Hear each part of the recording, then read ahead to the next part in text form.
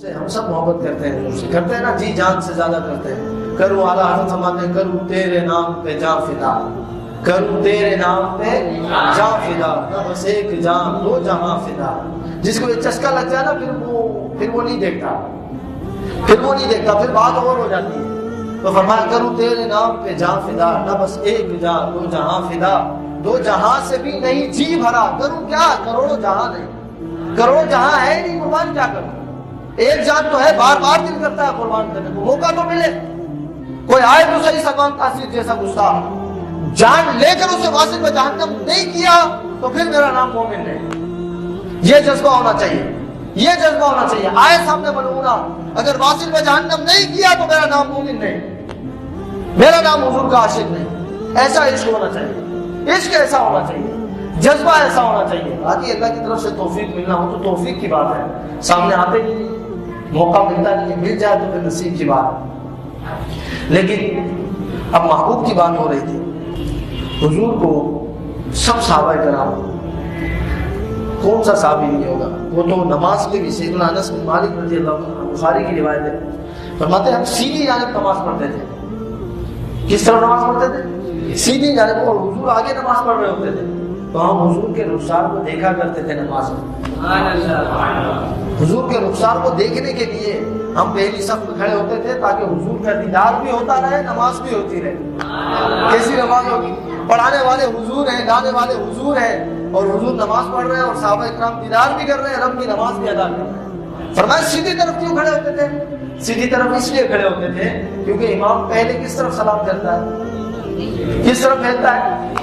فرمایا اس لیے ہم چاہتے تھے کہ جب حضور پہلی دفعہ سلام پھیرے تو ان سے پہلے ہم حضور کا دیدار کر لیں۔ لیکن سوال تو یہاں یہ ہے، سوال یہ عشق کی محفل ہے، عاشق اکبر کی محفل ہے، صدیق اکبر کی محفل ہے، وہ عاشق تھے تو تھوڑا عشقیہ مزاج کر کے عشقیہ بات ہو رہی۔ سیدنا صدیق اکبر رضی اللہ تعالیٰ عنہ کی شان ہے نا، اب اس میں کیا بات ہے بھئی؟ آپ کو پتا نا، ایمان جب سلام پھیرتا ہے، امام صاحب جب میں سلام پھیرتا ہوں تو آپ مجھے دیکھ رہے ہوتے ہیں، آپ کیا کرتے ہیں؟ کیا کرتے ہو بھائی ذیشان؟ آپ بھی سلام پھیرتے ہو؟ میرے کو تھوڑی دیکھتے ہو، آپ مجھے دیکھتے رہو، لوگ کیا کر رہے بھائی؟ سلام پھیر اپنا ہے نہیں ہے، کیوں عمران ایسا ہے نا، آپ سلام اللہ پھیرو۔ انس بن مالک کہنا بیٹھتے ہی سیدھی طرف اس لیے تھے کہ ہم حضور کا دیدار کر رہے ہیں، تو قاعدہ توڑ رہے ہیں۔ قاعدہ کیا کر رہے ہیں؟ توڑ رہے ہیں۔ پہلے حضور کو دیکھتے تھے پھر سلام پھیرتے تھے، پہلے حضور کو دیکھتے تھے پھر سلام پھیرتے تھے، پھر سلام پھیرتے تھے۔ یہ تو اب حضور کا دیدار ان کی زندگی کا مقصد عظیم ہے، گویا صحابہ کرام کا دیدار مصطفیٰ صلی اللہ علیہ وسلم زندگی کا مقصد ہے۔ مگر کبھی اگر زندگی میں حضور نے کبھی کسی صحابی کی طرف خاص توجہ کی ہو، جیسے حضرت ربیعہ رضی اللہ تعالیٰ عنہ کو واقعہ ہے نا، حضور نے فرمایا سل یا ربیعہ، ربیعہ قریبا، جو مانگتا ہے مانگ، آگے تجھے دینے کے لیے تیار۔ یہ بات فخر بن گئی ہے، روایت کے اندر آ گئی، یہ بات ذکر کر دی گئی ہے روایت میں۔ حضرت حذیفہ بن یمان رضی اللہ تعالیٰ عنہ، حضور نے ان سے کہا غفر اللہ لک ولأمک، اے حذیفہ بن یمان رب تجھے بھی بخشے، تیری والدہ کو بھی بخشے۔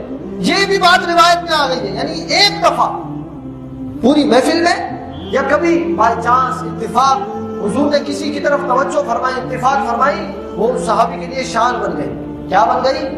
وہ بیان کرتا پھرتا ہے کہ میرا نہ پوچھو، مجھ سے تو ایک دفعہ حضور نے یوں کہا تھا ربیعہ مانگ، کیا مانگتا ہے؟ بی بی عائشہ فرماتی ہے کہ مجھ سے حضور نے ایک دفعہ کہا اے عائشہ مانگ، کیا مانگتی ہے؟ حضرت حذیفہ بن یمان کہتے ہیں کہ حضور نے ڈائریکٹ میری طرف توجہ کر کے فرمایا حذیفہ رب تجھے بھی بخشے، تیری والدہ کو بھی بخشے۔